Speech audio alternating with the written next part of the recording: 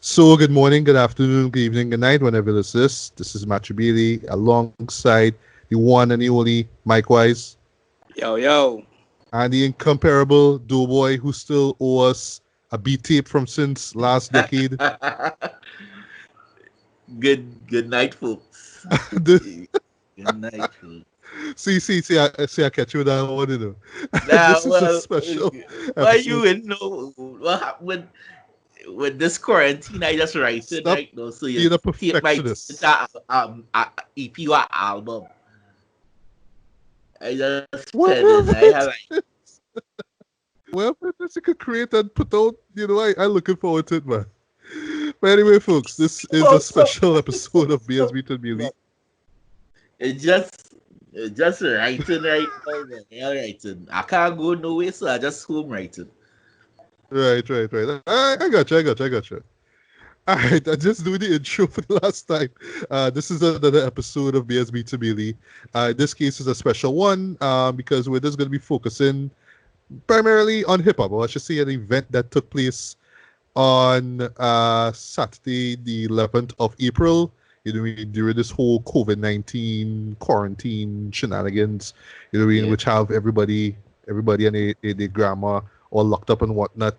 Just can't go outside, can't do anything. Just watching stuff on YouTube and torrenting films. And in the case here, watching two legendary producers have a friendly battle, a little DJ battle, if you want to call it that, through IG Live, right? And this is the newest episode of Verzuz, which I confess this was the first one I actually checked out because, like the others that came before, I just kind of glimpsed at them through social media.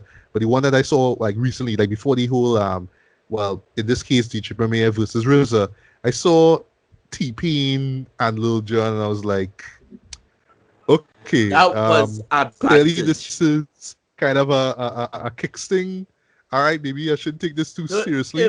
But then when they dropped this whole DJ Premier thing, I was like, oh, okay, this is for real then. All right, well, now I feeling bad now. I miss out on so much though. Yeah.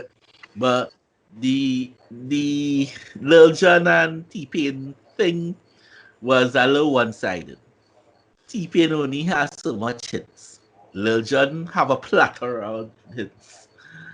And Yeah, the first time they actually do the versus thing was when it was Timbaland and Swiss Beats versus each other on it wasn't no IG live or nothing, but it ended up on YouTube, and that was crazy. That was mad ill.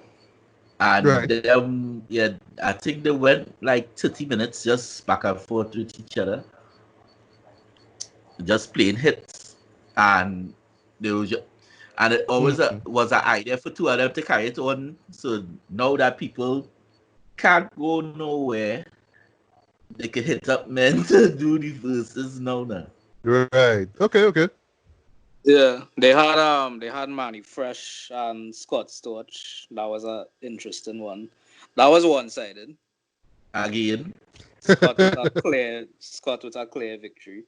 The one with T-Pain and Lil Jon, I actually think T-Pain suffered from poor selection because he had tunes to beat Lil Jon. But I think the type of tunes in a battle, you want the more raucous tunes now. If you understand what I'm saying. And Lil Jon definitely had that. T-Pain playing a set of ballads and things. Like, it didn't go down that well in a battle format now. You understand? But I enjoyed that one. The man hits by Mike way. Yeah, but in a battle, that's a go work. Like imagine going to battle and man, you playing buy you a drink and I'm in love with a stripper or something like that, man. I mean, come on. Buy you a drink was my shit though, but I understand what you're saying. Yeah, in a battle. No, I love this song. I love this song, and I just saying in a battle. I mean, it was a mismatch battle. It was mismatched. They should have put T-Pain with somebody else. Who then? Right. Is that Tony like who does make R&B ish thing like that? Nobody really. Yeah. All right. Well, I will make the effort at some point in time because that's sort of the good thing and bad thing about being stuck home in quarantine is that there is like a wealth of content to seek out but it's not enough time. You know what I mean? Especially when you have 24 hours now to just consume all these things. So, like in my case, in terms of this latest episode, if you want to call it that, Verzuz, I pretty much jumped in about an hour too late now because I was watching a movie prior to this. And I was like, oh, this thing actually going on because I saw someone on Facebook actually start a live party. I was like, all right, cool. Well, I'm going to just jump in on IG, live and see what's going on there. And I don't know about you guys, but I just felt like I was just part of like this big hip hop community, this hip hop loving community. Like, okay, just saw celebrity after celebrity, you know what I mean? Hip hop legend after hip hop legend, comedian after comedian, actor after actor, just sending, messages and all that kind of stuff through IG Live now. And I do my little messaging as well too. I know it just felt like we were just like unifying there, for one, purpose, which is basically, our just to love and praise this thing called hip hop music. I don't know if you guys felt the same way, just feeling like you're part of something, during that Saturday night or not. Yeah, it felt like the entire hip hop community was there in one place now. You understand? Like everybody who is who in hip hop was there. Down to people I didn't expect, like Adrian Brody, the actor, funny enough, was there. Like everybody, like 200,000 people. Like that was wild. That was wild to me. So I enjoyed it. It was a great moment for hip hop. What about you, Doe Boi? Did you feel like you were part of something historical with this one? Again, I didn't watch it live because it's just something about me holding my phone whole time, waiting for shit. That pissed me off. I know, right? So I know. Yeah, that pissed me off. So I ended up watching it on YouTube. But like the same Machine Masters that you get the YouTube video from, I was on Instagram while the battle was going on, and there was thing, and I was watching a little piece of it, and I was like, "Yo, so much people watching this shit." They like. Then I remember like nobody can go nowhere, and then it like such an epic battle that these are two producers that craft a lot of hip hop heads style in production. Maybe the messy, crunchy, we are sampling from RZA, or the gut punching drums that premieres use. Everybody had something that they get from him. That is a producer now in the game from them. So, and Wu-Tang, like everybody from across the world know Wu-Tang. I'm sure you could go in Somalia and see somebody train up the W. Wu-Tang Clan ain't nothing to fuck with. Hell so it just to know that how this whole worldwide committee just wanted to see two of the best of what the genre have battle had me geeking. Yeah. For me, that was no matter how many people watching it, anything, like just the amount of people that tune in to watch two people that we hold as icons and great at the craft form, just play the tunes. Ain't do nothing else. Hope they release some unreleased shit for it to spaz out and throw down your phone. That's all it was. Yeah, totally agree, man. So what we're gonna do here is just run through song by song, you know what I mean, what each producer, put on the table, but just drop the needle on basically. Well, if you wanna, use that term. I know. I just saying if you want to use that term. I'm just playing. But anyway, no, because people still think DJ is all about dropping. The press play on Serato. Yeah, no, I know, but still have people out there that think it's all about, dropping needles on vinyls and all that kind of stuff. But by the way, so we're just gonna run through song by song what each producer put out. And we're just gonna kind of do your own little tallying, if you will. You know what I mean? And then at the very end, each of us will determine who was the actual winner of this battle. So going in, right? I just want to say personally, I love both producers. They are amongst my, in terms of like favorite producers of all time. They're like top three in my opinion. I'm not gonna say who my number one or second or third is, but I'll say I have them right up there. And for me, what I like is the styles that they bring, right? So RZA is all about that, cinematic, inspired by kung fu films that they either saw in a dirty old theater or they watch off of a VHS tape back in the 80s. That's his thing, right? Mixed with some soul music and all that kind of stuff. And DJ Premier was all about, okay, I just want to find these drums that, will just rattle trunks and just make people nod their heads until the neck snap. And I just want it to sound real incredible and epic, right? And then, of course, he has, his this magical hand. So, he always has these great scratches to accompany his great, drum beats and all that kind of stuff. And yeah, you know what I mean? So I can't really say I prefer one over the other because it just brings something, distinct now. But yeah, it is really hard to kind of say which one is the better of the two. But in this case here with this battle, it's just a matter of which song bumped more than the other one that was played before by the other person. Anything you want to weigh in about these two guys before we jump in? Yo, two legends, two icons. They both were like pioneers of two different sounds, and yeah, I mean it's just special. Like what you said was already enough, so I ain't have to say anymore. They both Thank you. influence my style of production to a point, along Mhm. with plenty others. But I mean, Premier and RZA, that is like the golden standard there. That's the standard everybody aspires to. Right. Doughboy, anything you want to weigh in on just RZA and DJ Premier as a whole, like in terms of how you would judge them in this particular battle here? How you judged them, I should say. Um, Again, from the whole backstory, from them being producers, DJs, artists, they basically spent 2 decades on top of the craft. And me being the gearhead that I am, always look towards them for whatever, for the song that they had those days to get those gears to get that song.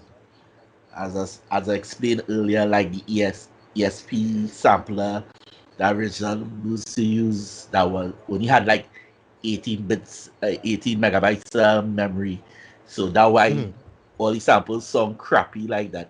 But it made the sample song so distorted and crunchy that it gave Wu-Tang their own song. Or Premier just looking for some of the nastiest drums. I don't know where he find drums like, but drums are Boy, just punching your chest. yeah. And being and again same thing like he do stuff on the MPC 60 that I don't even think the dude that created the MPC would have thought to do at that time. So men that master the craft, master the tools, and that's it. Just wanted to see men that we hold on that level, two greats on that level, just duke it out. Nice, nice, nice. All right, so let's jump into the list here, right? So RZA started off with the title track from still one of the best, if not the best, Wu-Tang solo album ever released, Jizz's Liquid Swords. You know what I mean? In my case, I still love that bing, bing, bing, bing, bing, guitar strumming beat that goes around in the background. I love how it starts off with the intro narration from Shogun Assassin. I mean, overall, it's just such a dark and just dope song, and Jizza just kills it on this track, right? But of course, the beat done by RZA is just so methodical and just I don't know, it just keeps the engagement. DJ Premier, clap back with Jay-Z's A Million and One Questions, which was the intro to Jay-Z's fourth Volume album. 1. Fourth album. Second album. Second. Yes. Second. Second. Keep confusing that one with the fourth one. But anyway, A Million and One Questions. I just love the way how he uses Aaliyah's, 1 in a million, and this sample a million. And just that piano beat that goes behind it, it just works. Jay-Z's vocals still work, in my opinion. But I love the beat change on this too. Like, just something about that beat, how slow it is, that something about that just gets me excited too. And then because they use it on Pusha T's numbers on the boards, I just love that beat change even more. So if it were up to me, this is a tough one. I'd give it to Jizz's Liquid Swords way. Okay, just something so cold and once again, cinematic about that song itself. So Micwise, who you thought won this first round? Liquid Swords or A Million and One Questions? Okay, so it's funny enough that they both chose intro tracks to be their first tracks in this battle.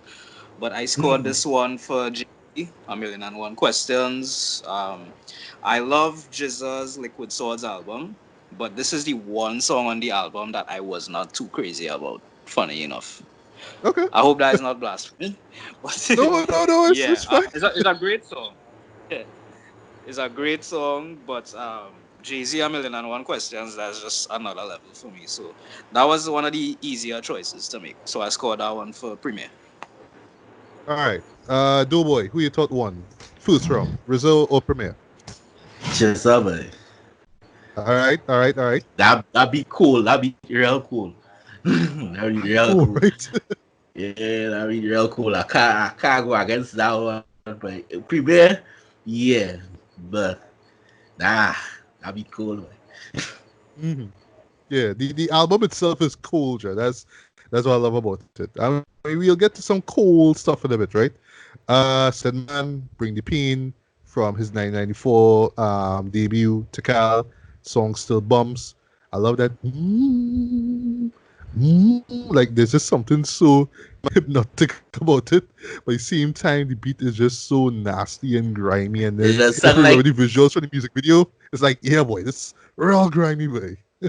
You have to know what that song like. You ever hear when bees cooling down the hive?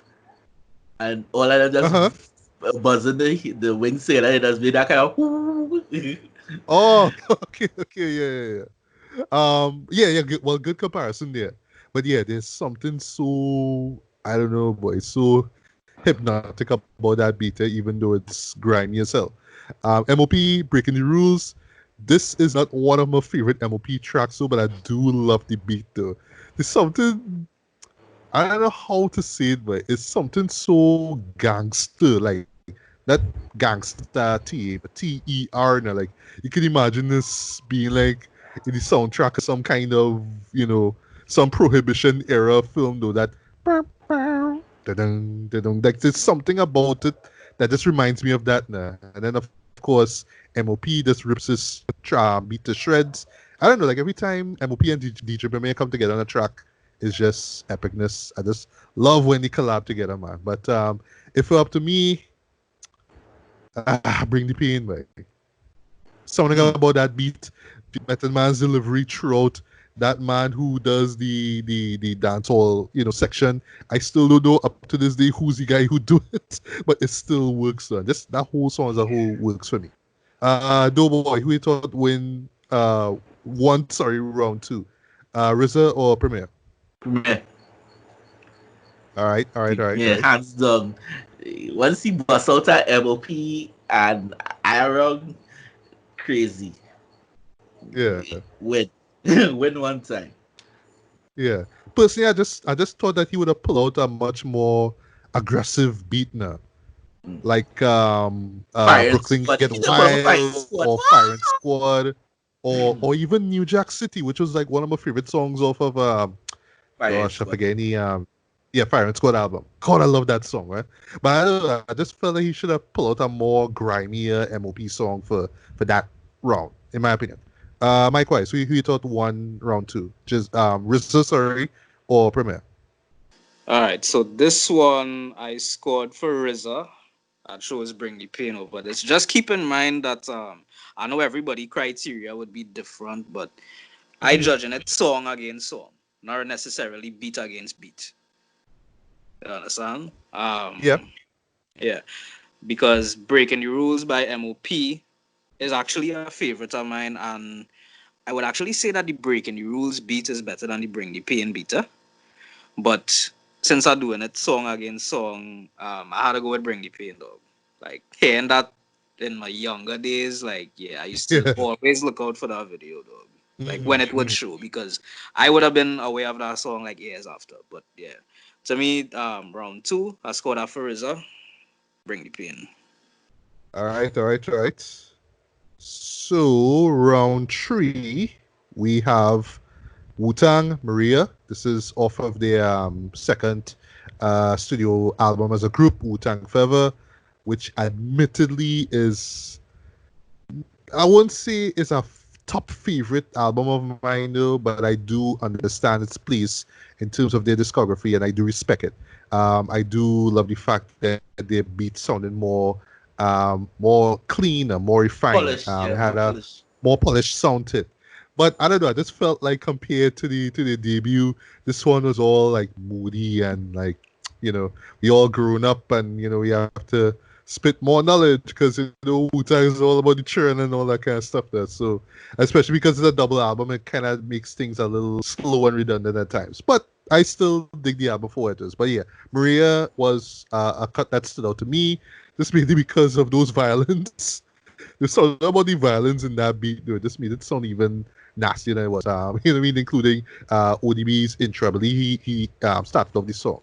But I just seen this one time. If it were up to me, I would go to DJ Premier because he dropped one of my favorite Mos Def songs ever, Mathematics. Like the first time I hear this, and this was off of Mos Def's debut album. I was like, okay, Mos Def, DJ Premier, what is this?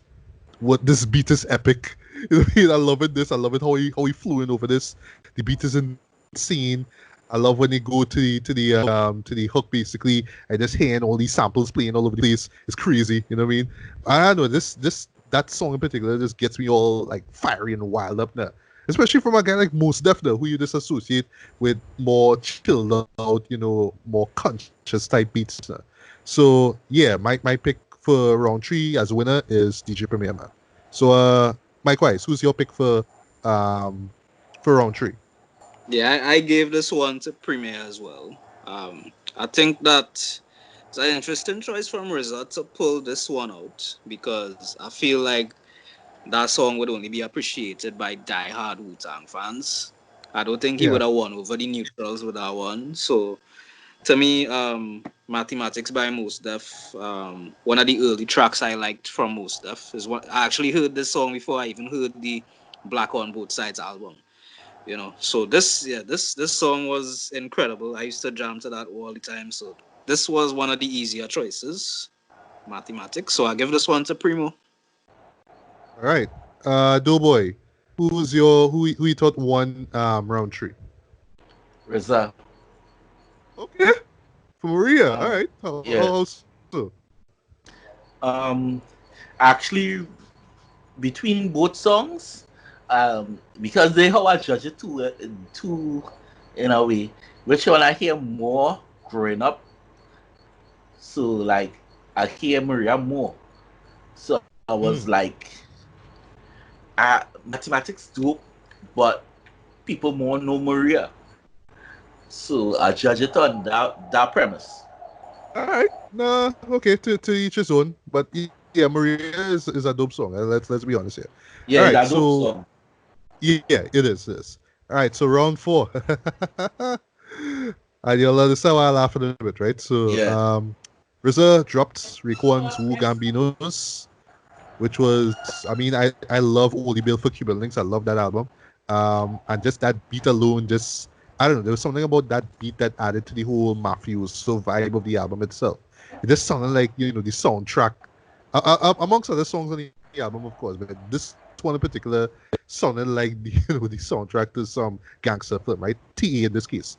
I wish that he could have gotten into Raekwon's verse, but Method Man started it off. I love his verse there, but as far as Premier goes, he dropped arguably one of my favorites, if not the top favorite, Big L songs of mine, The Enemy, which featured Facho. There's something about that beat that every time I hear it, when those drums kick in, my neck just instantly just goes whoosh, whoosh, whoosh. Every time I hear that beat. The beat is so punchy, but it's so aggressive, man, right? Then of course, Big L's first verse is one of my all-time favorites from him. Rest in peace to Big L.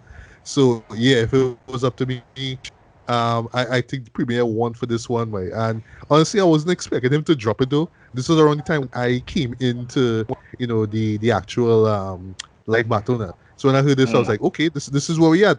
All right, cool. Well, let me just watch the rest. All right, so Doe Boi, who you thought won round 4? Round 4, RZA. All right. You prefer Wugaminos, fair enough. Yeah, like again, same thing. Are us judging these songs? Them, although it's not my favorite, I'll judge them like. Well, I remember people playing around me now while I was growing up. So I remember people playing that Mugambinos now. Yeah. So I like Big L. It is dope, but again I remember this. So this is more reliable to me. For not to say, well, yeah, I'll get this. Because it was a hit too. Yeah, it was. Yeah. All right, so Micwise, who you thought won round 4? All right, so round 4. I believe this is the most difficult round for me because when RZA played Wu Gambinos, I was like, yo, I sure RZA gotta take this round. And then Premier play The Enemy, and this is like a top 5 Big L song for me. You know what I mean? So that's like a top 5 song from like one of my favorite MCs of all time. And it was 50-50. And I went with Wu Gambinos because the tipping point for me was I always loved the entire Wu Gambinos when you had Method Man talking at the start before the beat even kicking. So this round was almost like a coin toss. Like any other day, I might have picked Big L, but just that night I just went with Mugambinos on a whim. So I gave that round to RZA, But as I say, any other day, I mean, I could have chosen the Big L, but for me, round 4, I had to give it to RZA. Okay. All right, so round 5 we have RZA dropped one of a favorite Ghostface Killer from the 2000s, Run. A song that I almost forgot. Had I not re-listened to some of Ghostface Killer's 2000s efforts there. So yeah, when I heard Run, I was like, oh shit, I forgot about that. Album. Yes, the Pretty Tony album. I remember the video, being on BT, they didn't show it that much for some other reason. But I love, the intensity of the beats. Plenty on Rhapsody, right? Okay, well, I don't know, maybe I didn't see it that much though, for some other reason, but whatever.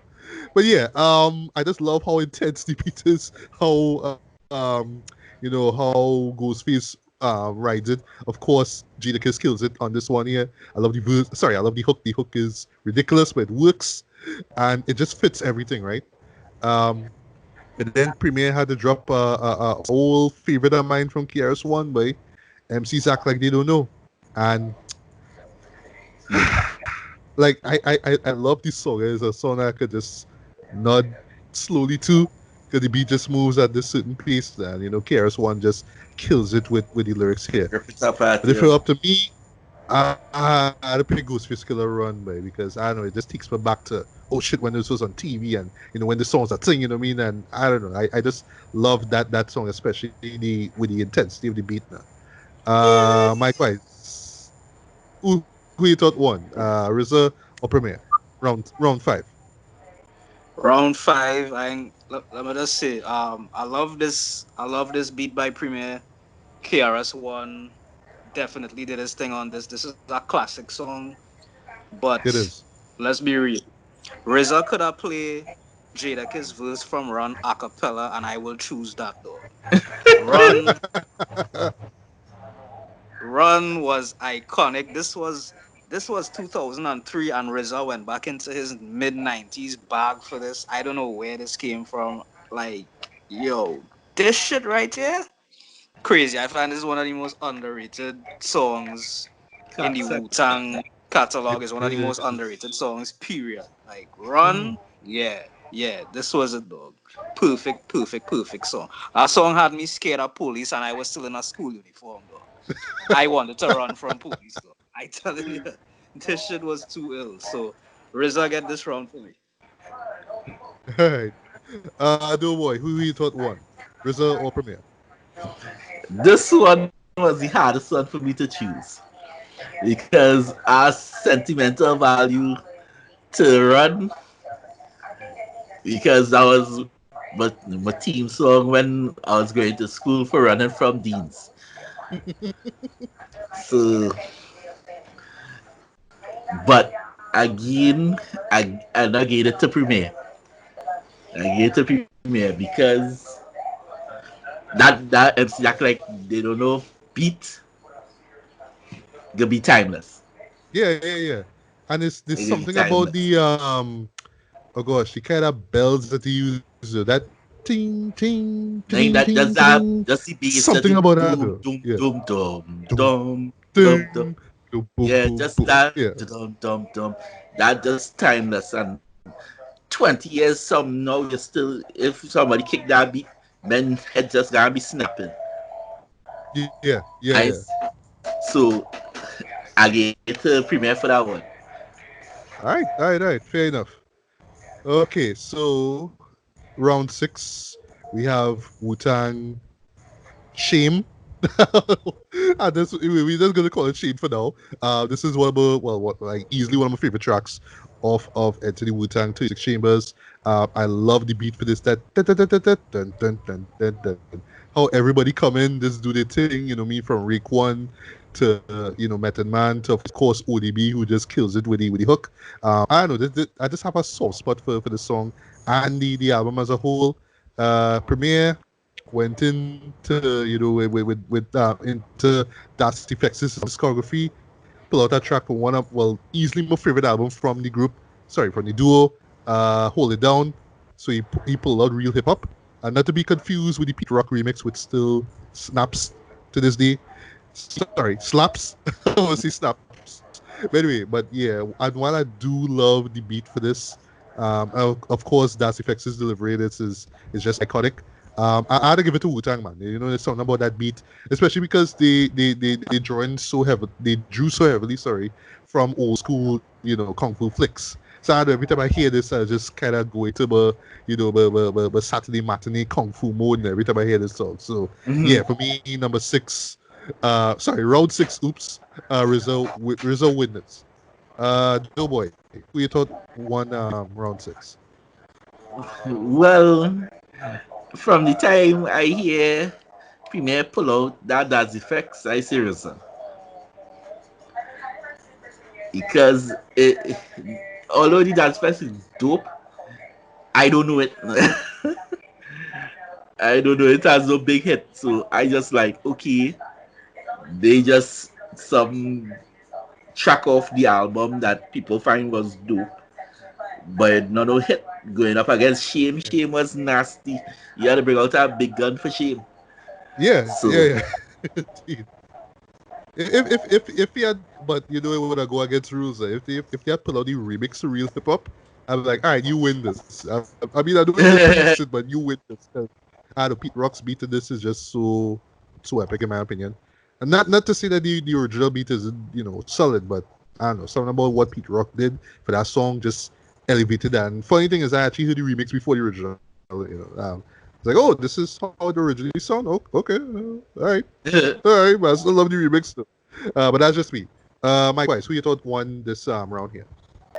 Okay, so like when I see what Premier counteract with, I could tell Premier was just keeping his haymakers for later on because Das Effects, that was a dope song, but like is not Shame. Like Shame is an iconic song from an iconic album. So I think this is the first round we agree on. RZA. Yeah. Yeah, Yeah. yeah, it looks so. Yeah. Well, sorry, it is first. All right, so now we're moving on to round seven. Once again, another classic Wu-Tang from the debut album, Protect Your Neck. Um, Easily top five favorite Wu-Tang songs ever, in my opinion. You know what I mean? Just everything about it, the whole, just the whole vibe that everybody just come in one after the next, just deliver the verse, which you'll get into later on. I know, and they just kill it though. Like everybody just came in and just did it thing. Jesus verse the end still stands out to me in my opinion, but yeah, everybody kills it on Protect Your Neck. Now we get to DJ Premier who dropped and funny thing that he dropped this particular song, Living Proof, right? Because not only does it sample a song, sorry, it samples Cream or the Spectre Dexys verse from Cream, if I'm not mistaken. But many people will argue that while Group Home isn't the best rapping duo ever, Premier kind of made the best beats for them, though. And there was something about the beat for Living Proof that was just incredible. Even though, in my opinion, Super Duper Star is the best beat that Primo made for the group. That's just me. But yeah, I do have respect for Living Proof. I do bump it. I do nod my head to it. But still, if I have to give it to if I have to give it up, I'll be, in my opinion, Wu Tang. Sorry, RZA won this. I mean, similar to the previous round, just off of just how hard a track Protect Your Neck is. Micwise, agree or disagree? RZA or Premier? Okay, so I ain't gonna lie. I thought Protect Your Neck would have been one of those big RZA produced tunes that would come late in the battle. So when I heard this so early on in the first half, I was floored. That came out of nowhere and punched me in the face. So the fact that he took me and Premier and everyone by surprise, like that was the point in the battle where I was like, nah, RZA really and come out to play today. Right? So I gave this round to RZA. Now, Right. if people who keep in count, this is 4 rounds in a row that I have given to RZA. So by my scorecard at this point, it was 5-2 to RZA. So I was like, wow, what is going on here? You understand? Mm. So round seven, yeah, this one was RZA. Although I love the production on the Group Home album and I love the beat on this, but nah, this one had to go to RZA for sure. All right, Doughboy, RZA Premier. Yeah. RZA, boy. Of course, of course, of course. Yeah. Again, same thing with that choice from before. You RZA bring out another big gun and you bring out Group Home. Bring out the gangsters. Bring out the. Uh, yo, when I hear it, I honestly thought that how wait, he can bring out a Nas now to cuff down this one. No Mm. Nas. Yeah, So I don't he know. I just think he just put it out just to say, hey, at Rubber, this is a Rubber. I produced this album, so here you go. well he could have played something off a prank then if that logic. Perhaps. All right, so we all agree RZA won that one. All right, so Yeah. next off, you do another track from Jesus, Liquid Swords, Cool World, which sorry about that. Admittedly, was a song that I didn't really get the first time because of how dark and cold and morbid it was.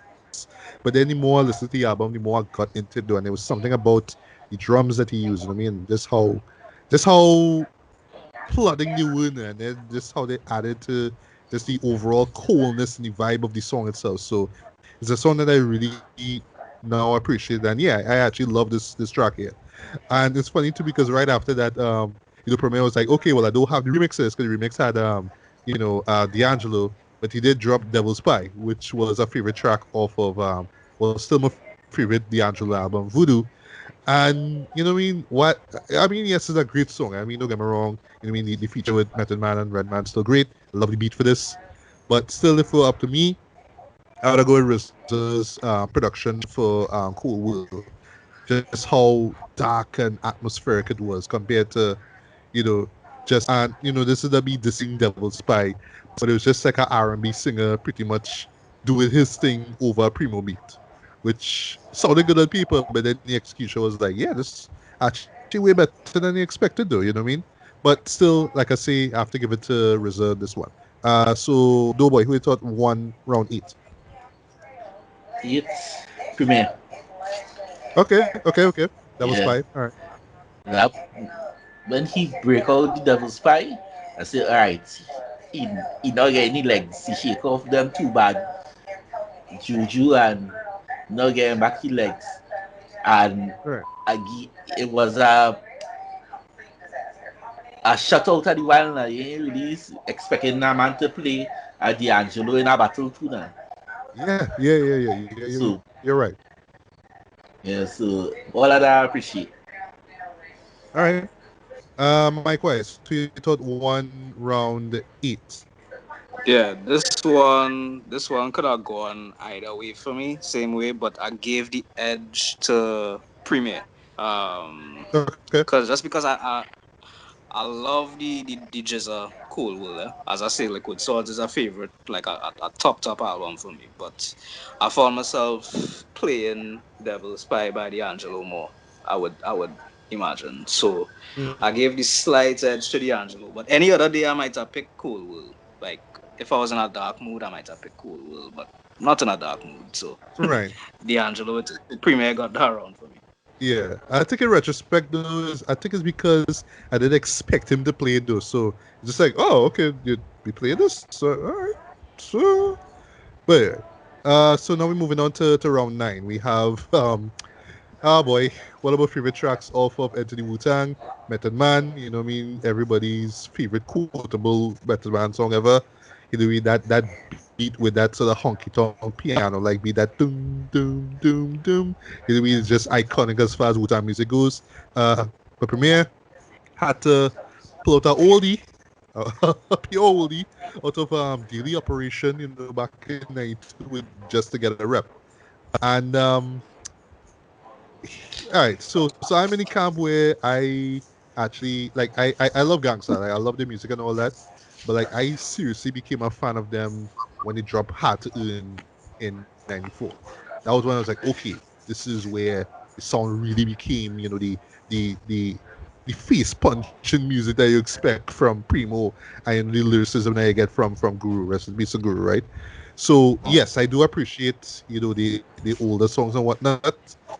But if it were up to me, I think that RZA won this one just because of how incredibly catchy and how highly memorable Method Man is, as a song, and of course Method Man's lyrics themselves just so timeless in my opinion. So, Doughboy, who you thought won this battle? Sorry, I say this battle. Who you thought won this round here? All right, this wrong from the time RZA started. I hear the doom doom doom. I write down RZA, my people. Yeah. it From had the it from the had slums of nothing Shaolin, that you know what I mean? When you hear that beat, it's like, oh, yeah, you're ready to. it had nothing RZA could have pulled out of his bag to beat that at that time. So Right, but nothing one else they time want to say about that does he want to say about Gangsta though? again, Daly's operation is I think that my favorite gangster, but I only had to earn trade. So when I Yeah, hear I'm a moment the truth fan. later I on, think that's the best album in my opinion. yeah, when I hear a certain track later on, you had Mm-hmm. seen her. Yeah. But yeah, but though that track though, it it didn't matter, but he would have had to go deep in the bag, as I say, and he would have had to bring out a Nas or something to go up against that man. All right, so Mike, who you thought won round 9? Yeah, round nine. Okay, well, first of all, my favorite gangster is Moment of Truth. That's my favorite album. Daily Ah, Operation is actually my third best favorite best best album. best gangster album ever, in my opinion. Yeah. Um, Mm.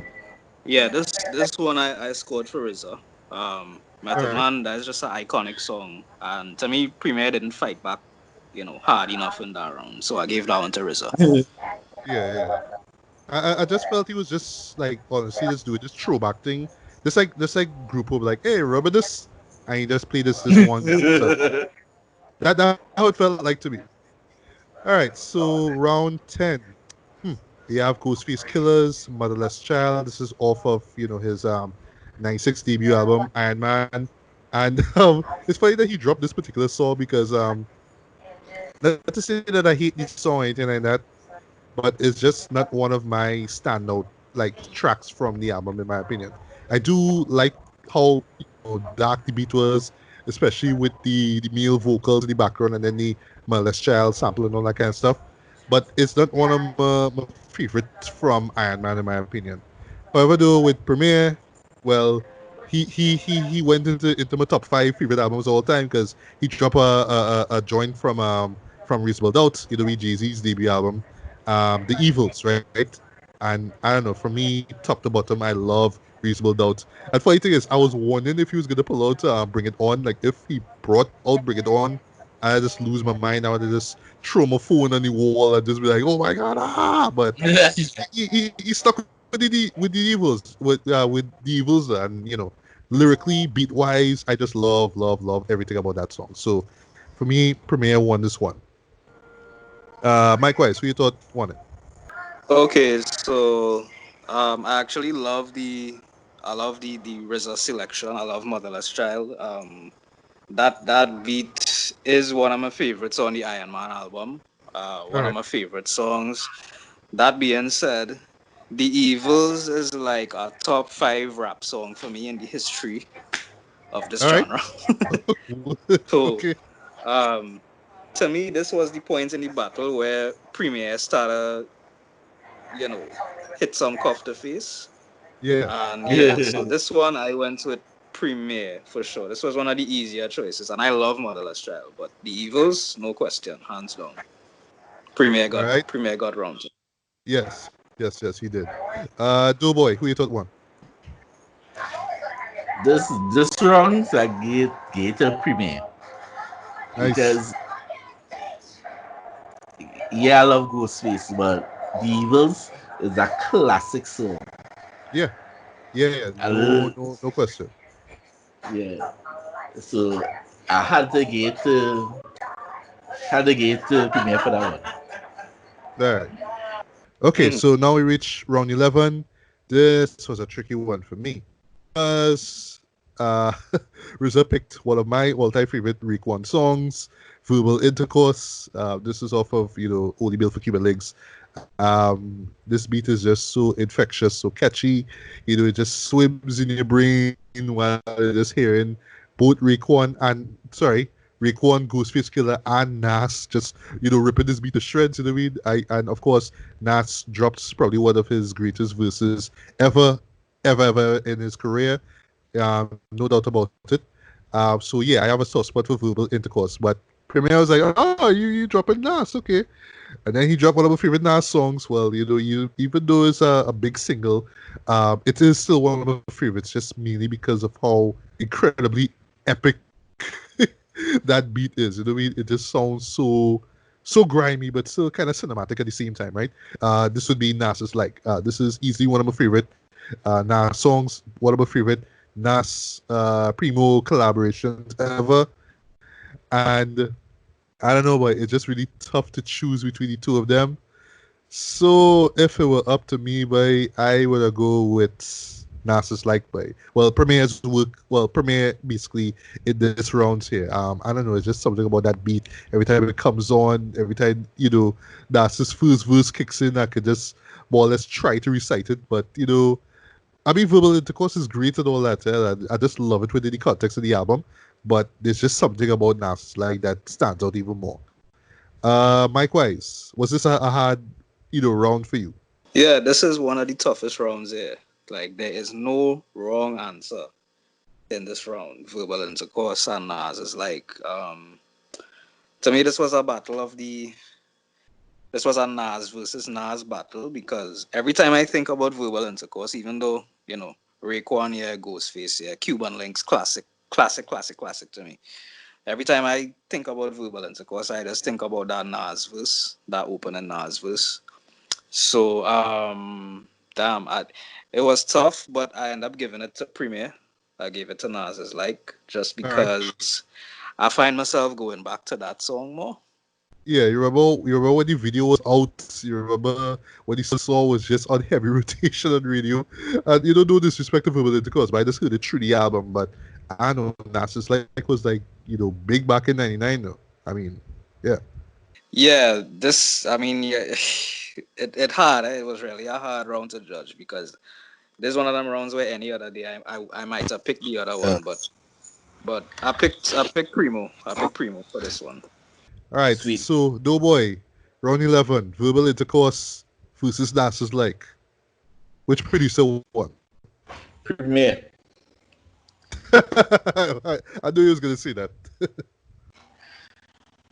You tell nothing that could see that Nas Like beat. That a real cool beat, boy. It is. And But we were talking about just how epic Nas's verse on Verbal Intercourse was. You know what I mean? Probably one of the best verses he ever spit ever. yeah, like no how we are trying to shit on Verbal Intercourse or nothing because that a real cool track too, but that Nas Like had people had nothing. That was banging. I think back that in was '99, that was the song. Well, yeah, one of that the songs I should say. Push I Am. Yeah, it did. Along with Hate Me Now and what's the other song? There's the not so much the collabo he did with Aaliyah, but then there was something else. I just can't remember it right now. But yeah, that was one of the big highlights of I Am, right? Right. So number 12, round number 12, sorry. He dropped one of my favorite Ghostface Killer songs. Well, one of the most enjoyable songs I would say he ever put out.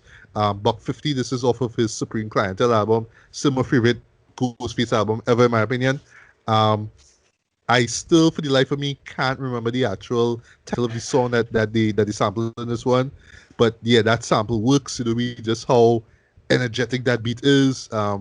Met's verse was incredible in my opinion. Capada's contribution was great. The way Ghostface's verse was fantastic as well, and I just love the beat of it. I love the urgency of that beat. Premier, on the other hand, dropped honestly, in my opinion, one of my favorite gangsta songs. Right, this is the B side, which is the question remains. Right, I love the minimalism of that beat. I love how you just hearing that hiss and pop from the record. I just love just how simple that beat is. That do do do do do do do, and to me, I just felt like Guru just destroyed this beat in my opinion. And just being himself. He wasn't trying to be all energetic and hyped up, but he was just like chill, just like, hey, I just can write this beat the best way I can. And for me, it's one of my all-time favorite gangsta songs. It's right in the same era of their career, which I love, the whole hard to earn era. So that's right up there for me. So if I had to pick between the two, boy, personally, I would go with Premier, boy. There's something about the question remains, just that beat in particular that I love. I can just hear that beat without any vocals and just like vibe to it, but there's just something so, I don't know, so awesome about that beat. Doe Boi, we thought what this one, Premier or RZA? Round 12, I get to RZA. All right. But 50 is a dope song, don't get me wrong, but I just personally have something with Gangsta's beat there. But yeah, go on with Premier's beat. Sorry. Yeah, I could remember when Supreme Clientele came out, and Buck 50 was the shit that everybody thinking. So everybody didn't know that how well go pass on this Bucks 50 track. Check it out, check it out. And Yeah. the beat was cool. And Yeah.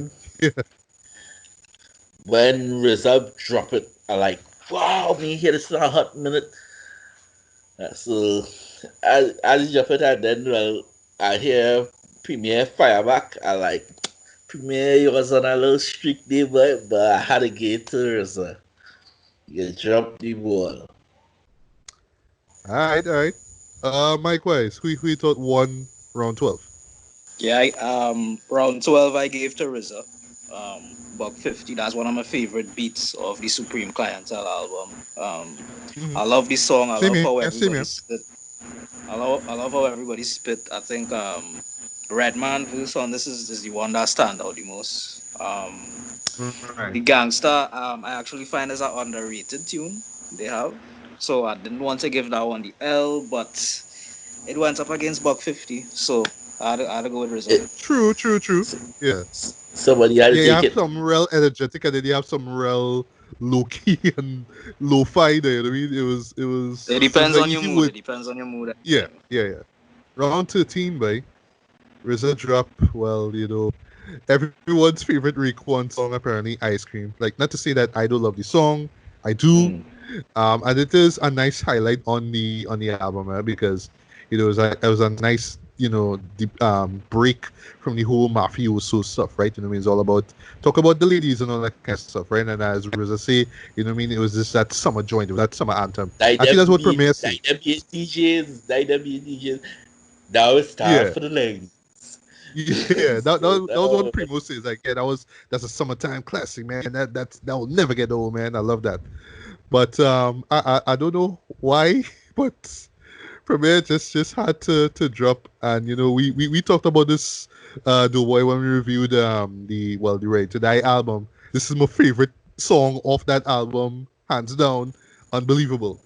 That is up there as one of my top 3 Biggie songs and Primo productions, period, right? I just love everything about the beat. I love the lyrics themselves, you know what I mean? Just how straight and to the point, just everything about that song from top to bottom I love. So yeah, obviously I take Premier one round 13 because I just love Unbelievable. I just love that song. So yeah, what you guys who you thought, well, I should say Micwise, yeah, who you thought won round 13?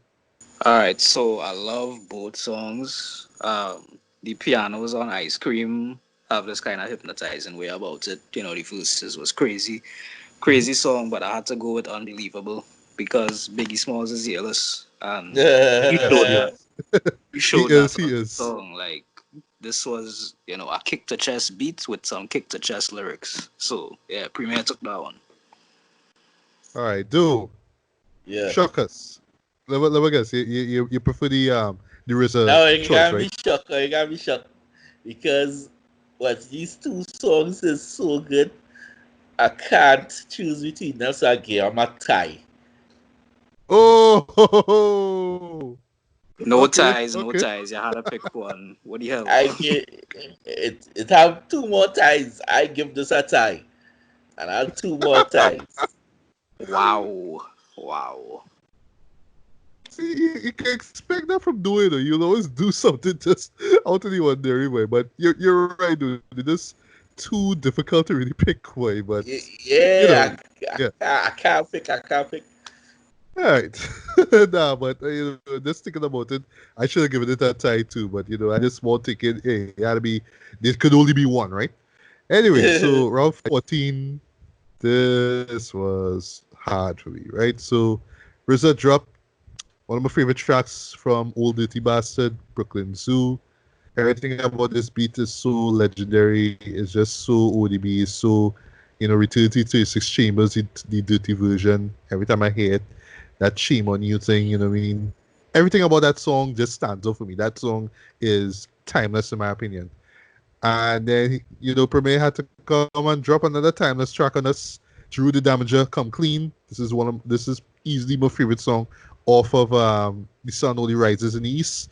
I love this song. I think this is everyone's favorite Jeru song, you know what I mean? This is And there's the only something Giroux plenty so people know. exactly. Like people don't know about the original, or you're playing yourself for the bitches, or what's the next one? Oh gosh, the one that they had the Pete Can't Rock stop the song. profit. Only we know them Yeah, Can't songs. Stop the Profit. Only That's three of one. we Yeah, know them yeah, yeah, songs. yeah. Yeah. I love the Pete Rock remix to Can't Stop the Profit, by the way.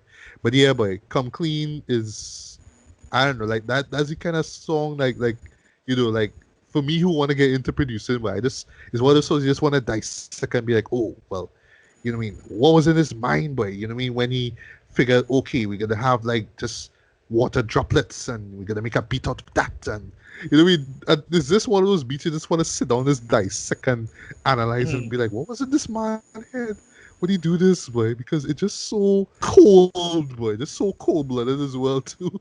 Just all for the minimalism of the beat, and then Giroux just come in, and it was like he was trying to be hard, but at the same time he was hard. You know what I mean? He was intellectual, but at the same time he was gangster with it, Red. And you know, I mean, I talk about this song so much, Red. So if it were up to me, I'd give to the people that said Brooklyn Zoo, but you know what I mean? Every time I hear that song, my neck just snap, my feet just screw. I just quoted lyrics, you know what I mean? Like when I hear it, I just going crazy, you know what I mean? Like, yeah, there's just something about Brooklyn Zoo that just stands out more to me. So, Doughboy, who we thought won round 14? This one was a little hard because again, the Giroux beat cool. Just and what I do at the construction of the beat and thing. So I get to appreciate the beat more when I see what you had to do to make the beat. Um, but that ODB, man, again, Yeah, timeless classic. yeah, The Giroux is the same thing, eh? But that ODB was just the little had a little bit to knock him off. yeah. And then pianos, though, those pianos, boy. Micwise, who you thought won round 14? Brooklyn Zoo is a ill beat, ill song, definitely. I can imagine how the clubs used to be back in the days with this show. It started a lot of fights. Yes, Ill probably did. beats, ill beats. But I'm gonna tell you something. If I was a producer making beats in 1994 and I hear "Come Clean" for the first time, I gonna stop making beats for about a month because I would have give up. Come Clean is Yo, a boy. top. Come Clean is like a top 3 primo beat for me. You know what I Yeah, mean? So yeah, I yeah. pick Come Clean. I love this song. I love what Giroux do on this song. But the beat alone, whoever Primo sold that beat to, I would have picked it. Because this beat is just nasty. One of my favorite beats period of all time. So Primo got this round 14 for me. Nice. All right, so we're just gonna run through 15 to 20, and there's a few other cuts that comes later on, right? So we're just gonna run through the 15 to 20 a little bit quickly, right? So RZA drop another old dirty bastard classic, Shimmy Shimmy. Yeah, I mean everybody just love that beat. That ding ding ding ding. That's just timeless, right? Premier, however, um, dropped one of his grimiest Biggie collaborations with Kick in the Door. I mean that beat is just so timeless. Like every time you hear that you know what I mean? Like your mind is instantly goes into battle mode, and you just remember all the people that Biggie dissed on the track and all that kind of stuff, including Rick One and all that kind of stuff. Of course, Giroux. the hook is yes, Andrew, yes. The hook is timeless. You know what I mean? I don't want to say it here. You know what I mean? 'Cause everybody knows it. Kick in the door, waving the 4-4, right? So if it's up to me, boy, I'll go with Kick in the door. I mean, Shimmy Shimmy Ya is great. It's goofy. It's the kind of song that you sing when you have when you drink about five beers or more. You know what I mean? You just singing everything. But there's just something so incredibly grimy and well thought out of Kicking the Door Boy. That's just one of the coolest songs that Biggie ever produced. Sorry, Biggie ever spit on, and yeah, one of the hardest beats that Premier ever produced. So in my opinion, I think that Premier won round 15. Doughboy, who you thought won round 15? 15. Again, two iconic tracks. I couldn't choose between the two. Tie. Okay. Micwise, who you thought won round 15? Though I shocked you didn't pick Kick in the Door, but whatever. Jimmy, Shimmy Shimmy, yeah, that's an iconic song for real. But Yeah. as a beat, it never really worked for me compared to what I know RZA for. So this one was an easy choice. I chose Kick in the Door because this is one of the illest beats period. Plus what Biggie did on the song is like that is what MC supposed to do to his rivals now. You know? Yeah. So Kick in the Door is like a top 5 Biggie song to me. So I went with Primo for round 15. All right. Round 16. Did not expect RZA to do this, but he pulled a track. Well, the one of I think it's the oldest track that he produced off of Life After Death. I believe it was Long Kiss Goodnight, right? Which was also a very savage. Very infamous track. I must say, right? And I wasn't like, yes, the beat is cold, very cold blooded, especially with those pianos and how dramatic they sound. Of course, who can't forget, Diddy's rants, he throughout this track here, right? His But yeah, ad-libs. just lyrically, yeah, ad libs, like, we ain't just talking about any other rappers, talking about you, motherfucker. We know all that kind of stuff, right? We know all that, right? But and of course Biggie was just so cold blooded in this, we even bringing up Lil Cease in this first verse, like, just because, right? But then by Premier dropped one of my favorite gangsta tracks, which is from my favorite gangsta album, Moment of Truth, Above the Clouds way. There's just something so, like, every time I hear it sounds like, I don't know, like, I know the sample isn't from a martial arts film, but there's something about it that feels like, something that RZA would have done, in my opinion. It sounds Yeah. like, It like sounds like a something RZA. from a kung fu film.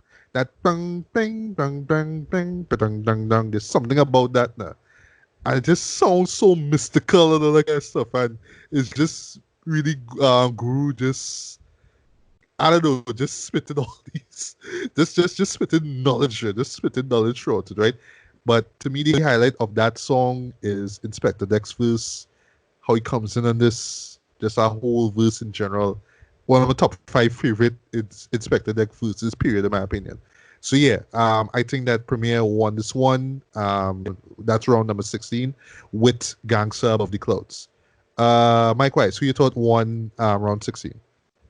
Yeah, Above the Clouds, probably a top 10 gangster song for me.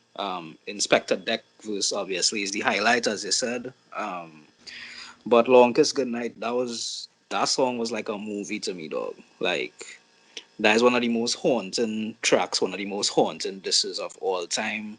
Yeah, I loved yeah. everything about the song, including Puff ranting. Like, I bet he sniffed a few lines of coke before he went in to do that, dog. Like, that is cocaine talking there, dog. But Longest Goodnight, that's an iconic song. That's probably another top 5 Biggie song for me. So I went with RZA on that one. All right, Doe Boi. Let me guess. Yeah. This is a tie now. Nah, I get it to RZA. Because Okay. How that come? How come? that beat so haunted. And Yes. I can even Just the remember, pianos, dude. Just that piano melody alone, boy. Like, plus and that's that music. when he played it, it just bring me back to listening this to Life After Death, and how the album was just fading into darkness, coming out to the end. Yeah, Like, yeah. good memories. And Yeah. You're right. just as I hear it, like after I thought I was listening to the freaking album, I was waiting for Prayer or My Downfall after, and mad Oh, when you hear it. So yeah. I had to get to yourself for that one. All right, nice. 17. RZA shocked me with this one, boy. He dropped one of my favorite beats from Iron Man Assassination Day. And to me, this is like a underrated, Ghostface Killer gem. I love everything about this beat. The intro, which he ripped, I believe, from The Usual Suspects, and just something cold and dark and menacing about that beat, though. That dum dum dum dum doom doom doom. It's something about the beats on that song too that I love as well, right? But yeah, lyrically everybody spaz on that track there. And like I say, I just love how dark and cool that beat is, right? And then Premier had to drop well, be the favorite of ours, especially if you love Illmatic. Well, I know, Doe Boi, you may disagree with this one, New York State of Mind. I mean, everybody just loved the song. I mean, this was the track that pretty much kicked off the album, and just set the tone of what Illmatic is about, right? So yeah, when you hear this first verse and I never sleep because of the death, you just hearing that boom boom boom boom boom boom. You know what I mean? Just that beat that Primo did, but it's just like it just took me back. It really took me back. But as much as I love New York City Mind, by I give this one to RZA, because yeah, to me I think Assassination Day is such an underrated song. I just love everything about the instrumental for this one. So for me, I thought RZA won round 17. Doe Boi, who you thought won this one? This one, I give it to Premier All right. because it same thing like when RZA played Method Man, it have nothing that you could play to beat this song. You have to pull out an unreleased track with Jesus on it to beat this song. It have nothing you can do. So from the time I hear it, Nas. Right. That was it. That was it. I got you. Yeah. Micwise, who you thought won this one? All right, so Assassination Day is dope, right? But I'll tell a brief story about the next one. The first time I heard Illmatic, that is when my brethren Chad, he lent me his Discman to listen to Illmatic for the first time, while he was just messing around pretending to be in the gymnastics team. Yeah, long story. Anyway, so I put on Illmatic. I went through the intro, cool. Then it got to New York State of Mind. For the entire time that I had his Discman, I could have played Illmatic once thoroughly right through because it's only 9 songs. I didn't even reach track 3 because I kept playing New York State of Mind over and over and over and over. So I'm not gonna say who I pick. I'm just gonna tell that story, and you already know, right? That's a really good story with a great message as well. You know what I mean? Yeah. All right, so round 18, RZA drop. Well, one of my favorite Reek One songs ever. I think is like easily in anyone's favorite favorite favorite Reek One songs ever. Criminology. I mean, Ghostface's verse on this is epic. It's a classic. And of course, Reek One complimenting him was so great. That beat though, like what Premier say, like they play this in the club and it's that song you dance to, just kind of nod your head and have a screw face to it there. But everything about this beat is just so grimy, just reflect the whole mafioso style that they were going for with Only Bill for Cuban lyrics, right? Even right down to having the intro be a snippet from Scarface, right? But yeah, everything about this beat works. How dark and minimalist it all is. Just that bing, bing, bing. It's just so haunting to me, right? And it was kind of odd though that Premier dropped DWIC, right? Well, I'll call it that, right? From Gangsta. And yes, it is a dope jam, right? A dope summer jam. I like it. I love Greg Nice's verse and smooth. Then the end as well. I thought that Guru was dope on this one. I particularly really dug Greg Nice's verse on this one because the way how he just rhymes fee with free and we just keep doing that for like about a whole minute. Like I just dig that. So yeah, I mean, it's the contrast is right there because You know, the Gangsta song is so fun and laid back, right? But the next one is just so grimy and dark. So I don't know. If it was up to me, I would go with Rico and Criminology. I mean, RZA won this one in my opinion, just for how dope a song and beat Criminology is. But I still dig the Gangsta though. But sorry, RZA won this one by a landslide. Doe Boi, who you thought won round 18? Well, honestly, it has tracks that I expect to be played earlier. Drake was one of them because everybody that I know as a old head in hip hop, when you say gangsta, that the first track that it does remember. No? Yeah, yeah, And it comes, I say like Premier holding all the guns for the end now, but yeah. criminology on a different level, man. I What know, right? if he didn't pull out? If Premier didn't pull out Twig earlier, it would have been a win. But I had to get to RZA. Yeah, yeah. Micwise, shock us. Which who you thought won round 18? Shock all you. I can't shock all you with this one. I give this one to RZA. Thank you. Dwick is a dope one. Change of pace for Gangsta and for Primo in their whole catalog, but Criminology is that's a different kind of monster there though. Like Yeah, how yeah, Ghost come in, they beat everything, the Scarface sample at the start, like Criminology is, one of the illest songs on the album to me. So RZA took yeah. that. Definitely, definitely. All right, now we have round 19. Ah, so RZA dropped another recording gem, Incarcerated Scarfaces. I love everything about the beat. You know, we just everything about it. Of course, Rick was, just writing solo on this one. I loved his verses on this one. So this one is a butterfly classic in my opinion. And then Premier just came out of the blue and dropped. Well, this is before they became Prime, of course. Royce 5 9's Boom Trend. And you know what I mean? It like first time I heard it, I was like, okay, I just love this song. It took me like a little while to realize, oh, this is Premier who did this. Okay, I love this song even more. But I don't know. Every time I hear Boom Dread, I just have a smile on my face. I just love the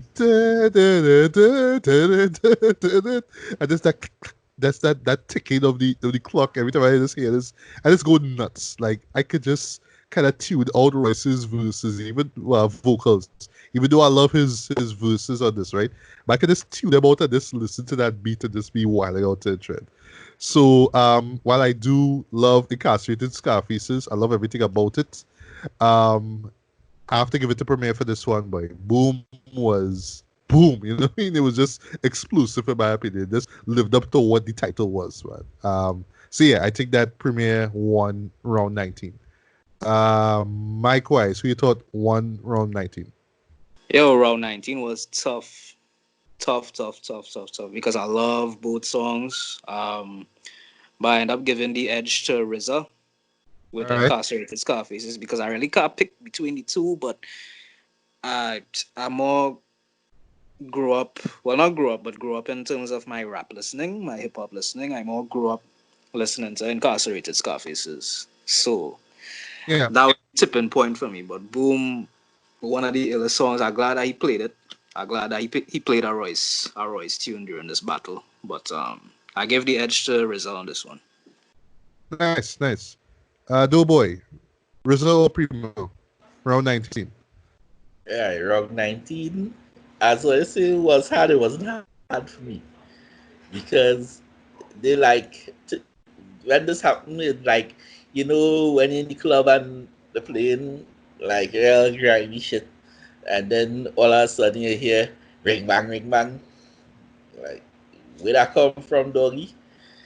That house boom hit me. I like, dog, we on griminess. That was like, dog, we on griminess, right? Oh,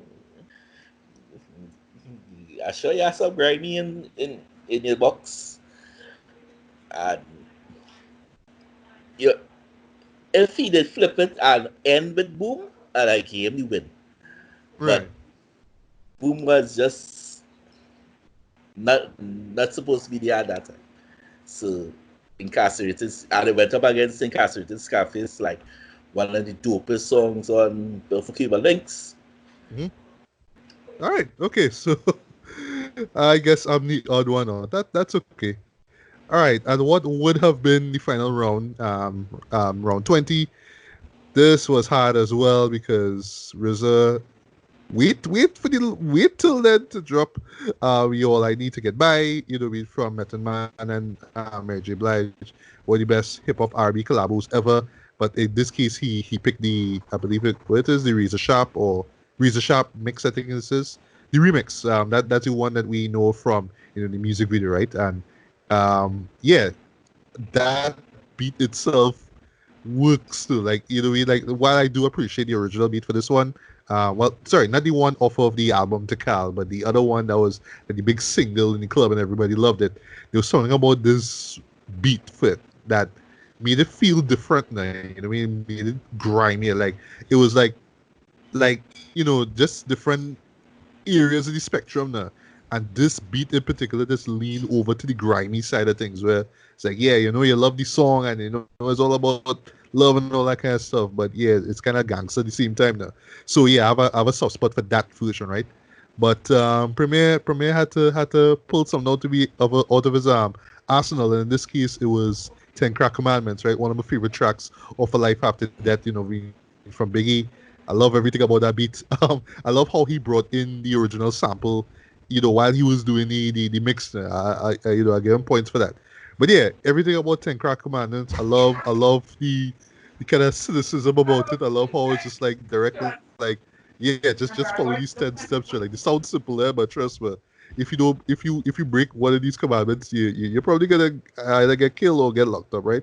So yeah, for me, I thought that for me, my pick is Premier. Easy for this one. I just love everything about 10 Crack Commandments. That is a standout in my opinion. I just love the song and of course the Biggie's delivery on this one.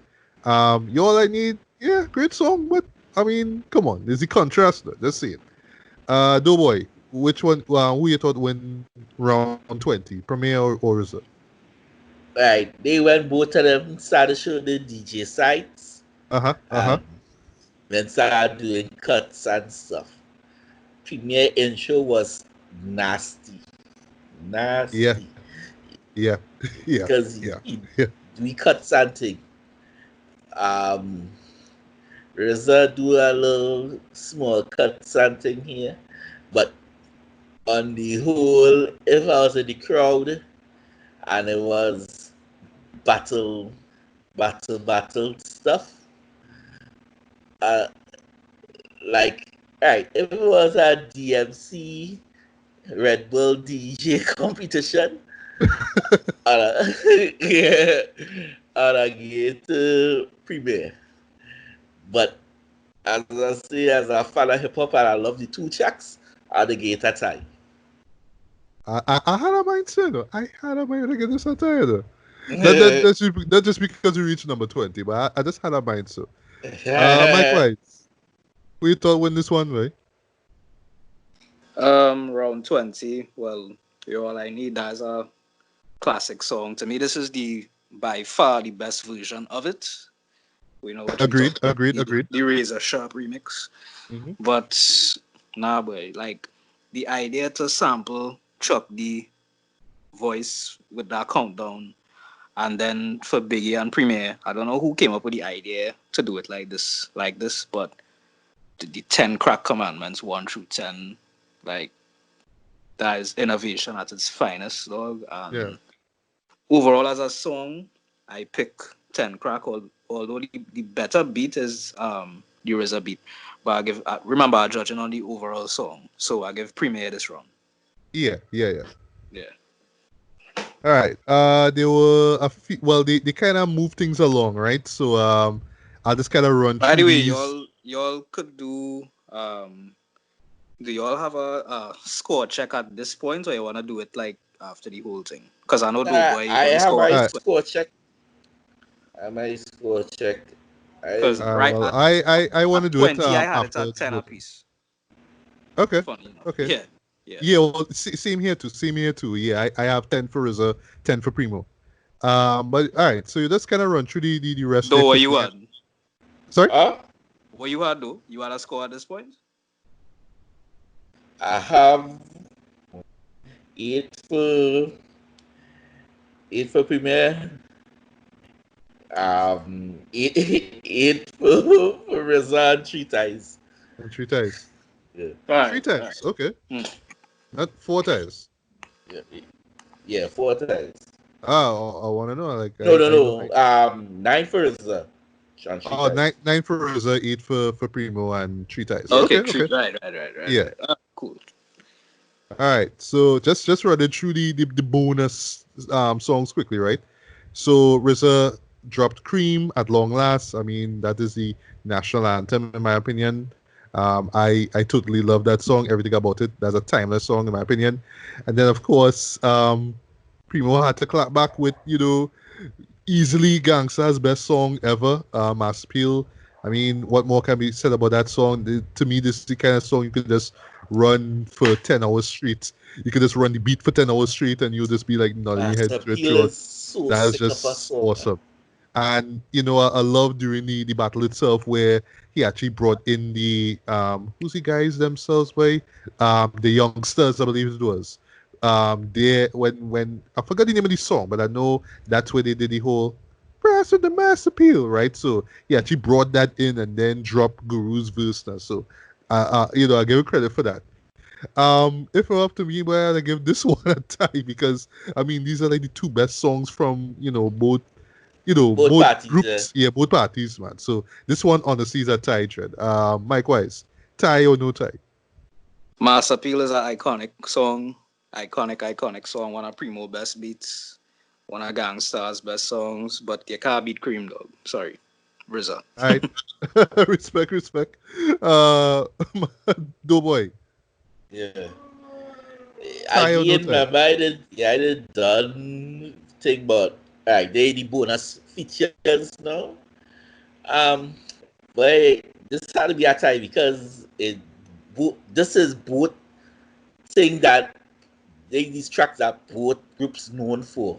Wu-Tang Cream, Gangster, Mass Appeal. I can't pick tie. Yeah. It's just so hard, man. It's just so hard. All right. Next off we have this might be another tired over. Sorry for this one, but then again, these are bonuses, so it doesn't affect my overall, well, at the moment, score, right? So we have Wu-Tang in the fuck with. I mean, dogs. That's just like ultimate fight music as far as Wu-Tang goes. Like every time I hear that beat, I just go back to Saturdays watching kung fu flicks, and just everything about that just embodies the feel of a kung fu flick, Dread. So I just love that song, right? And everybody kills it on that song, especially RZA's his intro verse alone, where it just whew. And then Primo had to drop one of my favorite one of my favorite Primo productions, honestly, and to me is one of his most underrated in my opinion. Return of the Crooklyn Dodgers. I just love that beat though. It feels like a spiritual successor of like MCs act like they don't know. Just the way how it's put together now, especially with those bing bing bing that permeates through this track now. I thought everybody killed it on this one. Master East, Chub Rock killed it on it. Jeru killed it on the final verse as well too. And yeah, to me, I just love this song though. So, sorry, this is another tie here, Dread. I just love both these songs too damn much. Micwise, tie or no tie? Yo, I would say on everything you say about Crooklyn Dodgers. I think is severely underrated song, but Wu-Tang, dog, that's an iconic song, dog. I had to give it the win. I have to give it the win. And RZA take that round as well for me. All right. Doe Boi. Yeah. RZA. Again, RZA with that iconic song, and then he had like his kids are coming out. Wu-Tang climbing up the fuck with. Yeah. Wu-Tang is about the churn, man. It's about the churn. Yeah, but When you this was bring a out the tough kids, one. I remind me of the Chappelle Show skit with Wu-Tang Financial. Yeah. With the old white people. Diversify your bonds, man. Yeah, but I don't know. Like, because I didn't expect Primo to drop Return the Crooklyn Dodgers. That, you know, I mean, if he had dropped anything else, I'd be like, yeah, RZA for the win. But I just have a soft spot for that particular song. All right, so now RZA dropped Dark Fantasy off of Kanye's, you know, the album that, you know, pretty much started off the decade in a strong way, might be for Dark Twisted Fantasy. You know, mainly, you know, we are saying, you know, hey, remember I produced this, and then Primo dropped, you know, the classic remix, which I actually dug. You know what I mean? I do love the old school vibe of the beat. I know it's even more amazing that, you know, it's not just Kanye on that track, but also, you know, Rakim and KRS One, right? And, you know, they just brought their old school sensibilities. I just love everything about classic, right? That remix. But still, if it were up to me, while I do like the punchiness of classic, I have to give it to Dark Fantasy, because, you know, that was just a strong way to open up the album. I thought that Kanye's verses were well written, I must say, and, you know, just the beat alone, this RZA's beat alone, simple-ish, but, you know, it just kind of started off the album on an excellent note, in my opinion. So for me, RZA gets the win for this one. Doe Boi, RZA or Premier on this one? Classic is a cool song, man. A cool song, but that, as I said, that track from Kanye start off that Kanye album, right? And that was basically the best album of the last decade. Yeah, well, So, arguably, yeah. yeah. So, alligators. All right. And well, I know, Mike, you absolutely love My Beautiful Dark Twisted Fantasy, so state the obvious. The obvious is RZA for this one. Nice. Yeah. The keys, the strings, the background vocals, everything. But Classic was a dope song too. But I don't think it's one of Premier's best beats. When I think of Classic, I think about Rakim's verse to close it off. Yeah. That Rakim verse was incredible, but Yeah. as a song, I would go with Kanye, Dark Fantasy. So RZA took that one for me. All right. A few more to go. RZA finally drop, I should say, probably the most epic of all Wu-Tang songs, Triumph. I love everything about this song. To me, the best way I could sum up Triumph is like all the members of the Wu-Tang, including Capadonna, who come in just in the right time. He is not a member of Wu-Tang. Oh, God. Listen to what I'm saying.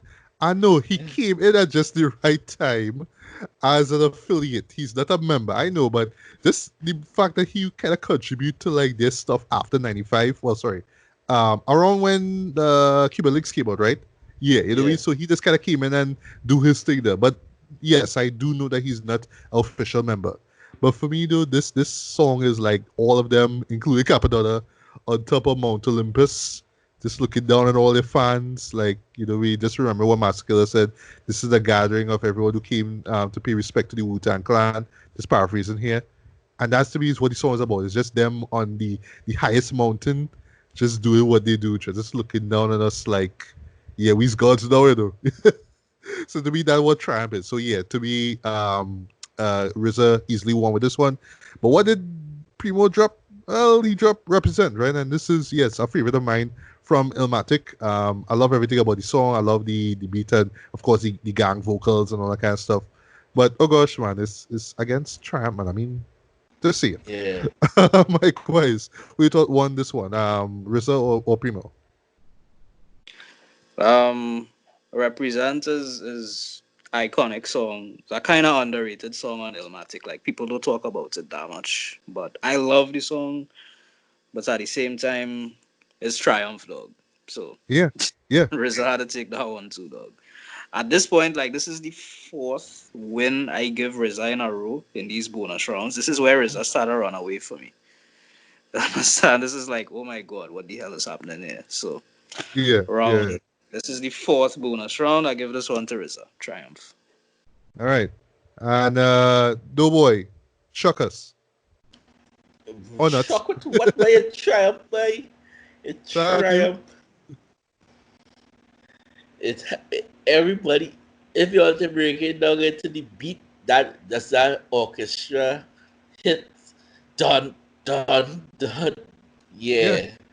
If you want to break it down to bars, it have Nas alone and then it had 9 spitters on the other track. Yeah. Triumph is legendary. Everything about Triumph legendary. Totally agree. Not to shit I represent cool. No one of my favorite Nas joints, but Triumph. Nice. Yeah, I mean, what more can we say about Triumph, right? Couple more songs again. Well, and some unreleased tracks, but we'll get to those in a bit. So here's where I kind of like. I mean, I was like, all right, well, this is what they're going for, okay. But then I understand. I mean, they were winding on, right? So RZA dropped Tenacia, right, which is a song, well, once unreleased, but then it actually was released through the Lost Tapes too. Personally, this was not one of my favorites from the album, even though I kind of got what they were going for, but I don't know, I just didn't really dig it that much. And Primo had to go back and remind people, hey, you know, I also did tracks for people, for non-rappers too, right? So he dropped Ain't No Other Man from Christina Aguilera. And I actually remember that song, and I remember like the beat. I love the horns in it. So I mean, no, that is not what he counts out with. What did he count it with then? Right, round, because I have it here.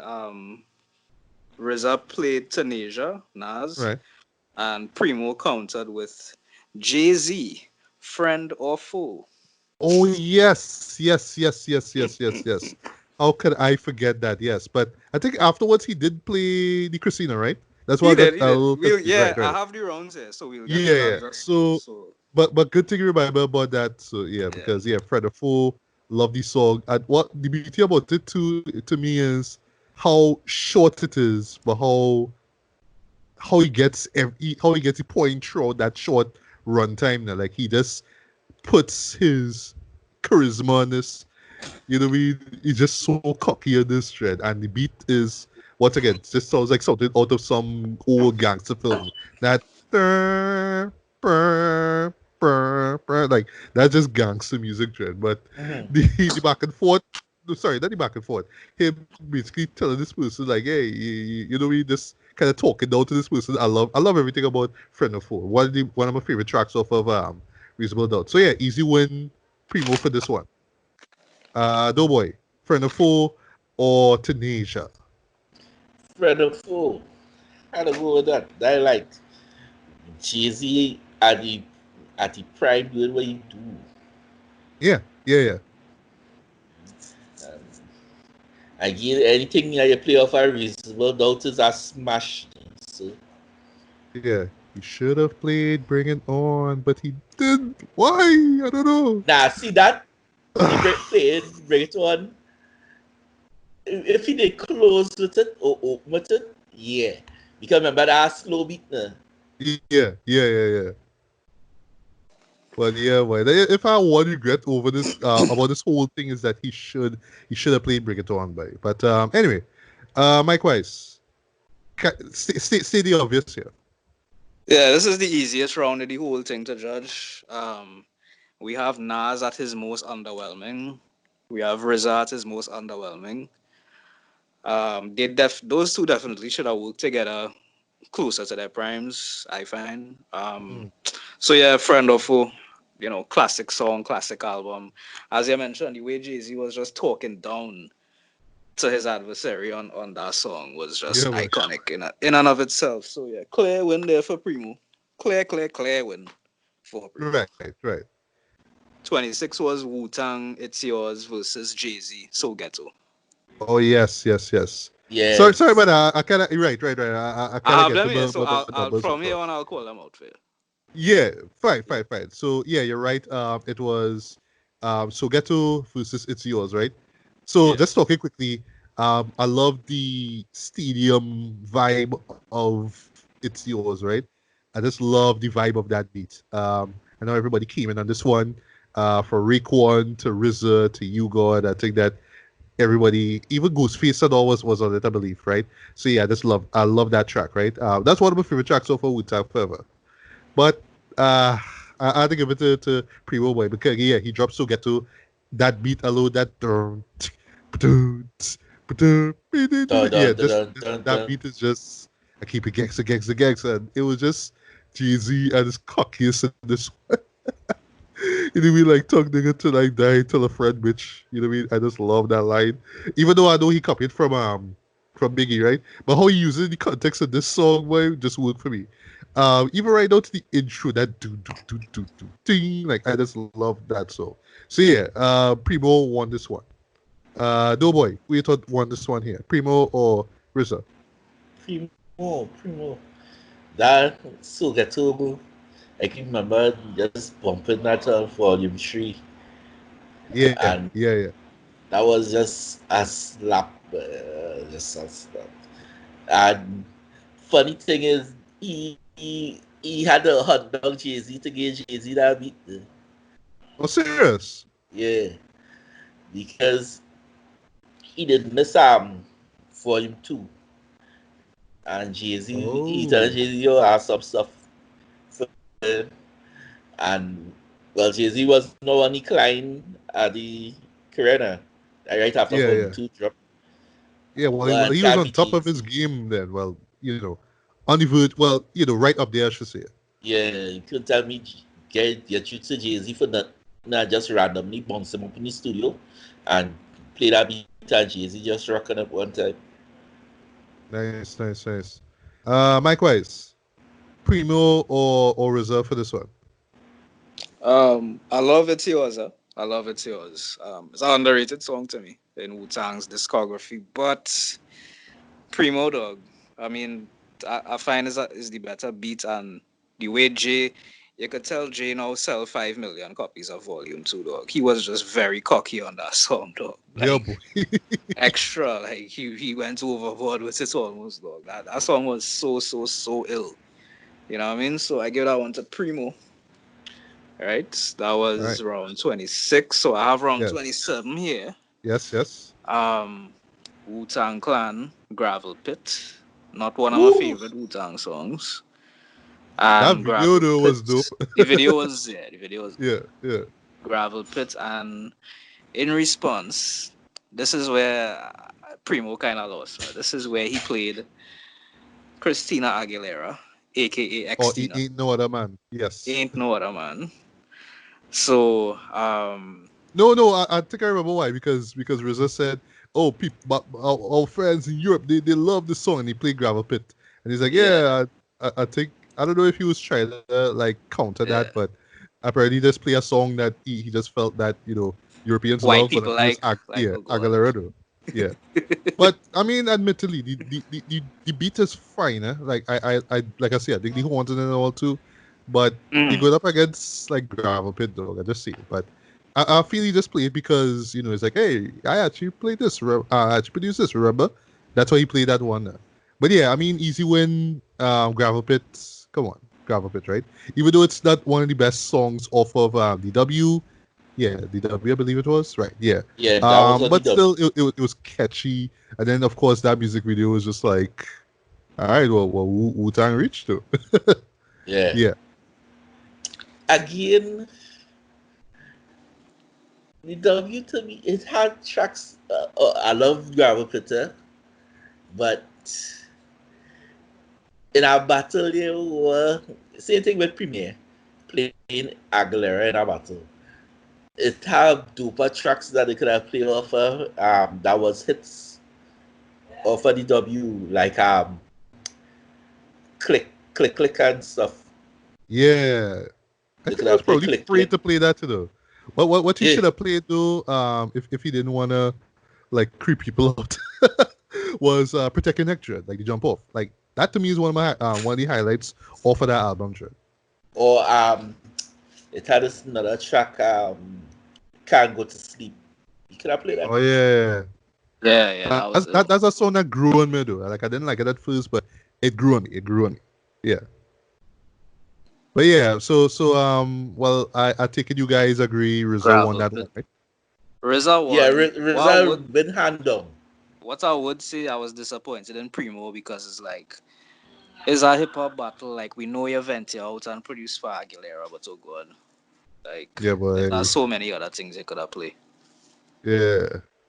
For real, for real. Yeah, So you want to know what what's RZA shall do? RZA shall play like one of his scores them from Afro Samurai, um, Man you with know Iron Fist. the funny thing is I was thinking he was gonna do that, and I told you that bring out something from, like I say, Afro Samurai, because he had it playing on the TV just to show off, like, hey, I produce this, and I told you that pull out something from like Ghost Dog or something like that. You know what I mean? Some random track that people even remember from that was in that movie now. Mm. Yeah. Or like I say, Man with the Iron Fist. You know what I mean? He could have pulled something from that. But anyway, so yeah, what's the next what's the next round? All right, the last round is when RZA pull out from the Better Tomorrow album, Yes. and that's when he play Wake Up by Wu Tang, and Primo counteract. Uh, Nas, I gave you power. one sec though. I think the song is called "A Better Tomorrow." Even though I know the sample is "Wake Up." I think, Oh, if I'm okay, not yeah. mistaken, Well, I I didn't could be wrong. really. Yeah. I only listened to the album once and didn't like it, so I Yeah, could be nobody don't mistaken. like the Yeah, I, I album. I was gonna see that, but yeah, I listened to that once. I was like, no, this can't be the end. This can't be the end of Wu-Tang. What is this? Yeah, the And I cargo mean, out. So. I ain't hear nobody that like the album. boy, like I get the sentiment Down of it. to the I get. members of Wu Tang don't like the album. Ghost and Ray and them don't like it. So Yeah, imagine. yeah. That's why I'm glad they at least put out Saga Continues, which wasn't the best album ever, but to me it was just like, yeah, boy, this is Wu-Tang kind of getting back the foot, and they doing what they supposed to be doing. But yeah, I mean, like I was saying, with A Better Tomorrow, like I get the sentiment of it. They wanna kind of end off their discography on a mature note. You know what I mean? They have kids now and their fathers, and it's like, you know what I mean? We're grown men now, so let's sing about peace and love and family reunions, which I hated that as a closer. Like, imagine you end off your discography with family reunion, bro. Like, what is that? But anyway, but when he dropped that, and I get what Rizzo was coming from at that time, where he was like, you know what I mean, he just want to drop something a little bit positive, it's like, dropping knowledge. That's what I always kind of tune in, like, okay, this thing really gonna wind up now, and I'm gonna get ready to call it a night now. And then Premiere now so wisely said, okay, cool. Well, let me still keep people eyes open with this one. Then he dropped "I Gave You Power," which was hands on one of my favorite songs from Nas. You know what I mean? Concept wise, beat wise, how dramatic it is. Everything about that song is just epic. That's storytelling at its finest, in my opinion. So yeah, Primo easy win with that one. Yeah, same. I'll say the same thing. That easy win Yeah. because that track, that Wu-Tang track, compared to I Give You Power, like the best, to me, the best concept song ever. Okay. The best I could agree with that. Yeah, yeah. yeah, best concept song ever. Yeah, you needed to go and find something that you did do in some other album. You pull out the 8 diagrams or Yeah, something else. something. Yeah, something. You go Even something from Chronicles. from from Saga Continues. You know what I mean? He dropped some jewels on that one. I mean, he could have pulled some nowadays, but didn't sound as bad as the stuff on A Better Tomorrow. Just saying. Yeah, but easy win for Primo. Yeah. All right, Micwise. Well, I know you agree, right? Same thing. Yeah. Easy win. That Nas song, as Doe Boi say, that's probably the illest concept ever put on record. So, and I love it as a response to what RZA played. So yeah, easy win there for Primo. Nas, Yeah, I yeah, gave you power. Yeah. yeah. And close things off, I believe, right. So right afterwards, that's when RZA started to drop a couple of unreleased hits, unreleased songs. He played one from Joey Badass. So like, wait, no, but I didn't know any time it was unreleased. Now I was trying to remember if it was from one of his older albums or anything like that. But there is, oh no, it's actually an unreleased track. Wish I heard more of it. And then there was some other guy, and I remember even Primo was asking, who's this guy? I think it's some Chicago dude, and he sound dope on that. But then that's when things kind of wind down, and that was pretty much the end of that, right? So I'll just call out my scores one time, and you guys will follow through. So just getting ties out of the way, I have 2 ties here. And as far as just between RZA and Primo, yeah, it's a tie. I have RZA 13 and I have Primo at 13 here. So once again, I still kind of find myself not picking between the two, not being able to pick one out of the other. I mean, sorry, but they That's dope. That's yeah, I mean, both of them are legends, Dread, and I like at the end of the day, it wasn't like, oh, it's a battle over, who attaining hip hop supremacy. At the end of the day, like what they said, hip hop won. I mean, I just love the fact that they were able to say that, like, hip hop won, because look at how everybody pretty much came out on that Saturday night and just took part in this, just watch this thing live. Well, for the most part, they had nowhere to go. yeah, exactly. Yeah. They could have done anything else, Red, but yeah, they could have done anything else, Red. But they watch, I mean, 2 legends just do what they do, Red. So yeah, to me, a tie throughout, man. Doe Boi, what's your final tally and opinion on the whole thing? Well, as I said, the bonus, I really get into the bonus, but my right. tally was 9 for RZA, 8 for Primo, and 3 ties. Okay. All right, and what you thought about the whole event as well, as a whole? The event was good. They are good idea that Swiss Beats and Timberland moving forward, but who we might see later on, don't know. I have a few ideas of who I want to see battle. If I had my way, I would have make it happen, but one dude have a big ass ego, so I doubt that happening. Who's that? Yeah, that's tell me. Now I want to see Akani and Pharrell battle. I know you thinking about Kanye. I hear people trying to instigate it. Yeah, I want to see Akani and Pharrell. I want to see Ski Beats and let me say a Buckshot. Buckwild, you mean, or Buckwild, yeah. Oh, Buckwild, okay. Yeah. When you say Buckshot, I was thinking with DJ Evil E, but Yo, that gonna be ill. Yeah. DJ Damu from Dilated. Against Evidence of Dilated. Okay. Yeah. I have one I would like to see. Havoc versus Alchemist. Ooh. Yeah, that's really cool. You know that I like to see, but it'll be like near impossible. I know we kind of mentioned it when we talked about our decade end wrap up of like favorite albums now. Malib versus MF Doom, Dread. Like, I know shit like that will never happen, Dread, but just imagine. That can't happen, man. Yeah. But I could take a Madlib and somebody.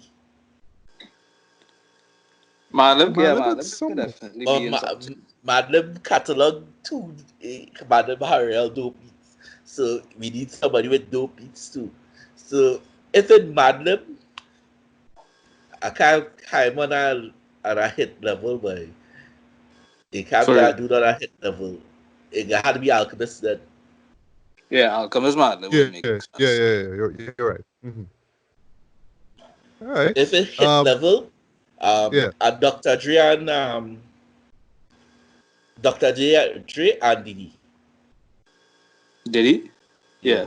Okay. Could I Death Row and Aftermath? All right. Yeah. Well, Death Row / Aftermath and Bad Boy. Yeah. So but kind of East versus West but in a friendlier way. Yeah, I got you. I got you. So Micwise, what's your final scores and last words on this episode of Versus? I gave the final score, so the 20 plus the bonus rounds, I gave that RZA 15, All right. Premier 13, because it's 28 rounds and all. So I gave the slight win to RZA. But I Nice, mean, nice, nice. overall, the whole genre won that night. It was epic to see. And I know we're talking about future battles, but I don't think another battle could top that. Only Yeah, yeah. probably the Dr. Dre and Puff, probably. But yeah, that to me that's the pinnacle there. For sure. If you're talking about the traditional hip hop that we love, yeah, it can't beat that. All right. What's stuff, man? Mm-hmm. All right. So with all that being said, Mike Wise, that was your chance to put yourself out there. Where can we find you online? Micwise 88 on Instagram, Twitter, and Facebook.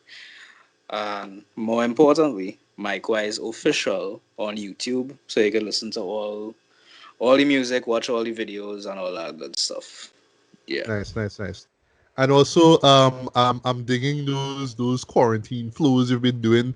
I don't know if you have more lined up, but I can't wait to see which I one that plan you on drop doing to. it like every few days. Every few days I'll do one. So yeah. Kaitan of Versus, they're just doing nothing right now. So Yeah. Right. might as well. Okay. But keep it up, man. Man. Keep up the great music, I should say. Oh, sorry, great flows, I should say. Yeah. Yeah. You can find me on Twitter. Just look for Bear Beat Bailey. On Instagram, just look for Bears Beats and Bailey. On Facebook, just look for my name, Matthew Bailey, along with the Legally Black blog, official fan base. We find link to this podcast as well as Bears, as well as the episodes I've done over the past 5 seasons, including retrospect reviews. Doe Boi, where can we find you online? Yes, you can find me at Good Job Doughboy on Instagram. We Hate You Doughboy on SoundCloud. Working on my Twitch. I was trying to find a good enough camera for me to do some streaming of beats. So most likely I can start twitching and Nice. find some weird ass name for that and all. How about Everybody Loves Doe Boi? Nah, everybody don't like it. We had to bring out the negativity. Yeah, that's everybody don't love it. Yeah. I read a lot of comments people don't love.